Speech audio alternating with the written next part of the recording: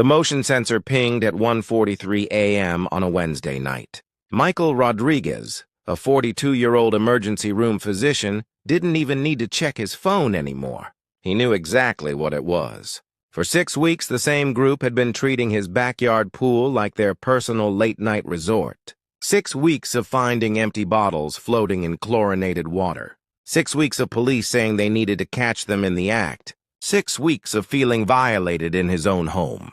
But tonight, Michael had made modifications to his property. Tonight, these trespassers were about to learn what happens when you corner a man who saves lives for a living and knows exactly how to document evidence. Before we see how Michael turned his pool into the perfect trap, if you love stories where entitled people finally face real consequences, smash that like button and subscribe. Trust me, you won't want to miss how this unfolds. This is a story in 3 parts. The violation that pushed a dedicated doctor past his breaking point, the confrontation where trespassers realized they'd underestimated the wrong homeowner, and the resolution where karma arrived with flashing lights and permanent records. Picture this. A man who spends 60-hour weeks keeping trauma patients alive comes home to find strangers have turned his private sanctuary into their playground. Not once, not twice. 17 times over 6 weeks. He tried reasoning. He tried authorities. He tried everything the right way. But when you're a physician, you learn quickly that some problems require creative solutions. You learn to stay calm under pressure. You learn to document everything. And most importantly, you learn that the best outcomes come from perfect preparation, meeting the right moment. The confrontation wasn't loud or dramatic. It was surgical. Precise. Michael had spent 2 weeks researching property law, upgrading his security system, and identifying exactly who these people were. When they vaulted his fence that Wednesday night, they had no idea they were walking into a scenario designed by someone who'd spent 20 years making life-or-death decisions in seconds. Here's exactly how a night shift doctor turned the tables on entitled trespassers who thought they were untouchable. Michael Rodriguez had purchased the house in Riverside, California 3 years earlier specifically for the pool. After 2 decades in emergency medicine, most of it working trauma night shifts at County General, he'd earned this sanctuary. The kidney-shaped pool with integrated spa wasn't just recreation, it was therapy. 20 minutes of floating in warm water at dawn helped his back recover from 12-hour shifts standing over operating tables. The 8-foot privacy fence and mature oleander bushes meant he could decompress in complete solitude. At least, that's what he'd thought. The first incident happened on a Saturday in late September. Michael had returned from a brutal shift. 3 car accidents, 2 cardiac arrests, 1 didn't make it, and found his pool gate hanging open. Wet footprints tracked across his deck. 4 empty beer bottles bobbed near the filter intake. A ripped bag of chips floated in the shallow end. His first thought was teenagers, probably from the new apartment complex 2 blocks over. Kids being stupid. He cleaned it up, secured the gate with a better lock, and tried to let it go. He'd seen enough real tragedy in the ER to not overreact to pranks. 2 weeks later, it happened again. This time on a Wednesday at 2 a.m. The motion-activated lights Michael had installed woke him. By the time he reached the window, he saw 3 figures scrambling over his fence. His pool was a mess. Someone had brought pool toys, the kind you buy at dollar stores. A half-deflated flamingo floated sideways. His expensive pool furniture had been rearranged into some kind of party setup. The spa temperature had been cranked to maximum, running his electric bill up. Michael's exhaustion transformed into something harder. This wasn't random. This was targeted. He called the police at 2:47 a.m. Officer Patterson arrived 40 minutes later, took a report, and delivered the speech Michael would hear 3 more times over the next month. Without catching them in the act, Dr. Rodriguez, this is just property damage. Trespassing requires proof. Install cameras, get clear footage of faces. Then we can do something. The officer's tone suggested he'd given this same advice 100 times. Michael thanked him and started researching security systems. The third incident was worse. Michael came home on a Thursday morning after losing a 15-year-old in surgery, motorcycle accident, too much damage, and found his pool had been used as a late-night party venue. Not just used, trashed. His custom pool cover, the one that cost $2,000, had been torn trying to move it. Glass from a shattered bottle littered the deck. Someone had thrown his patio furniture into the pool. The chemical balance was destroyed. They'd apparently dumped dish soap in as a prank to create bubbles. The damage estimate, $4,000. Michael sat on his deck at 6 in the morning, still in his scrubs, staring at the destruction. Something crystallized in that moment. He'd spent his entire adult life helping people, following rules, doing things the right way. He'd called police. He'd upgraded locks. He'd been patient. And these people, whoever they were, had responded by escalating. They were laughing at him, treating his home, his sanctuary, like their personal joke. That morning, Michael stopped being the victim.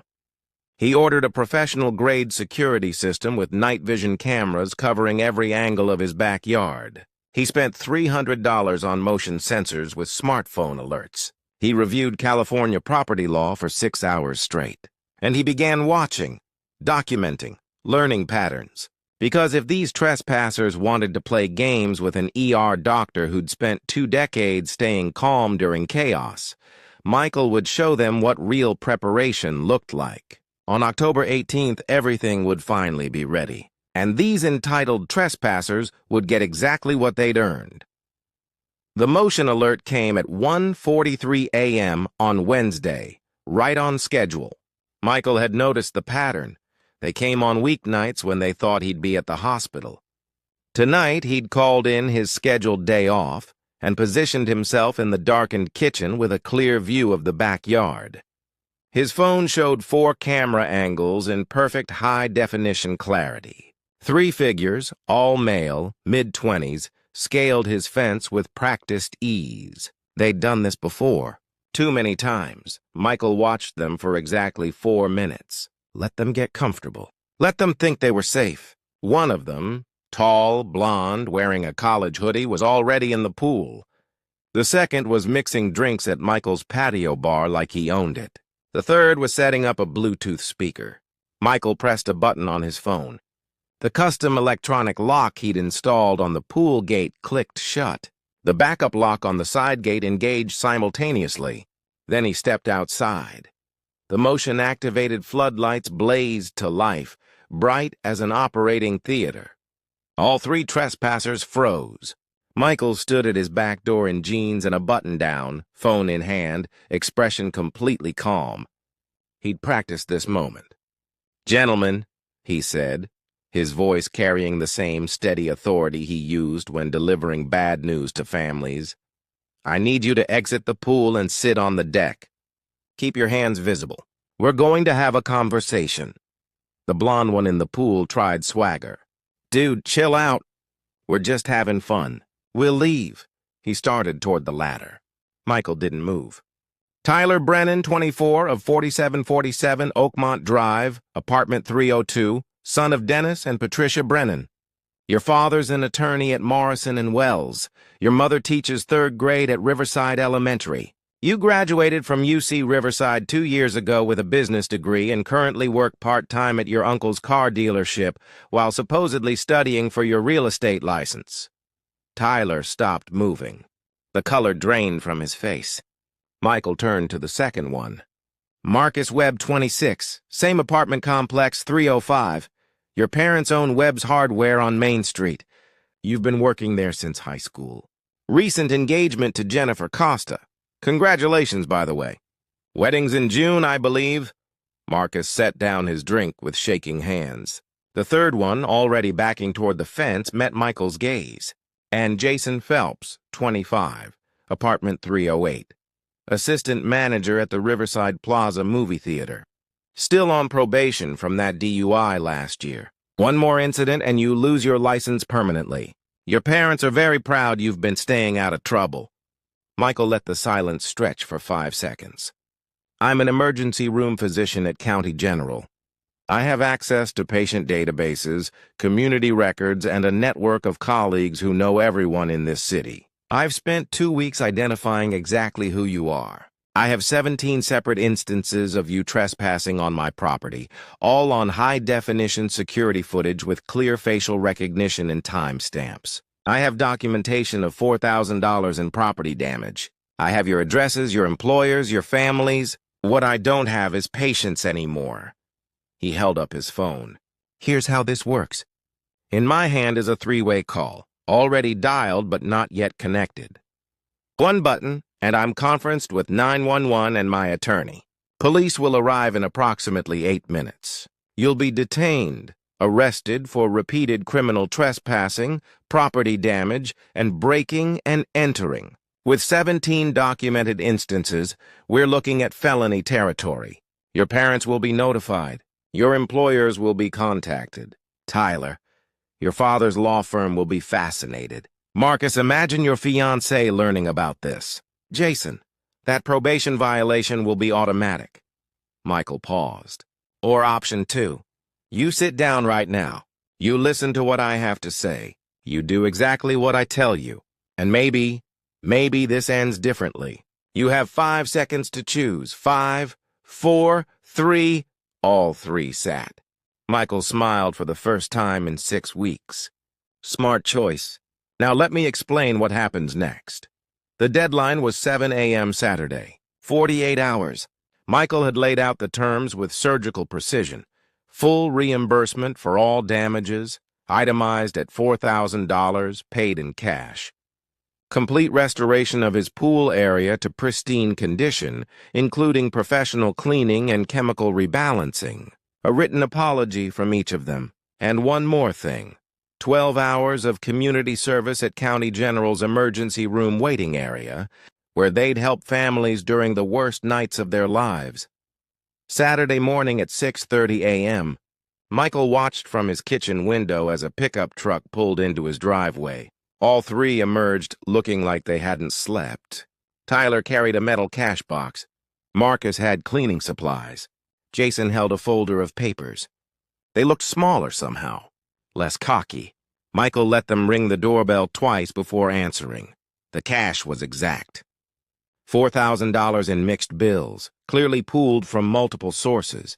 Michael counted it slowly, methodically, while they stood on his porch sweating despite the cool morning air. Your parents know? He asked.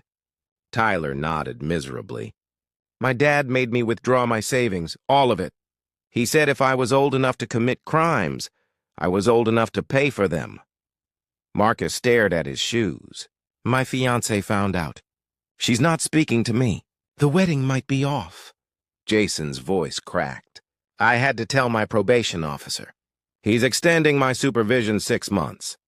Michael accepted the money without comment and led them to the backyard. For the next 4 hours, he supervised while they worked. They scrubbed deck tiles on their hands and knees. They fished out debris. They vacuumed the pool bottom. When Tyler tried to rush through cleaning the filter, Michael made him do it again. Properly, he said, his tone the same one he used with first-year residents who cut corners. The way you'd want it done if this were your property. Around 10 a.m., a car pulled into the driveway. Dennis Brennan, Tyler's father, stepped into the backyard. Michael tensed, ready for confrontation. Instead, the attorney extended his hand. Dr. Rodriguez, I came to see the damage myself. And to apologize. He turned to Tyler, who was scrubbing grout with a toothbrush. When Officer Patterson called me Thursday morning, yes, you involved the police, Tyler. They have you on camera. I realized I'd raised someone who thought actions didn't have consequences. Dennis surveyed the pool area. My son told me you gave him a choice. Arrest or make it right. That's more grace than I would have shown. He pulled out a business card. If you change your mind and want to press charges, I won't represent him. He needs to learn this lesson. But if you're satisfied with this resolution, I want to thank you for giving him the chance to do the right thing, even if he needed to be forced into it. The community service started the following Tuesday. Michael arranged for all three to report to County General's ER waiting room from 6 p.m. to midnight.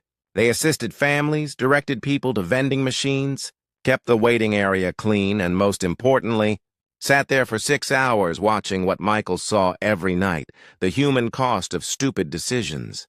Motorcycle accidents, drunk driving victims, teenagers who thought they were invincible until they weren't.